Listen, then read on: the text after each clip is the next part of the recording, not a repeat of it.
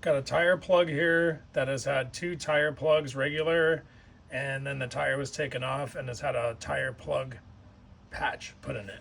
I'm going to test it right now with soapy water. This tire has a slow leak and I want to see if this is it.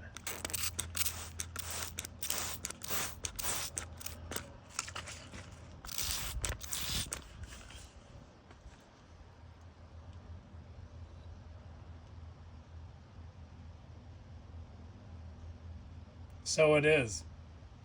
Those wouldn't be continuing to bubble if there wasn't a leak. That's why you use soapy water to see if you have bubbles. If it's regular water, you may not see the air coming out, but with bubbles, you'll always see the bubbles.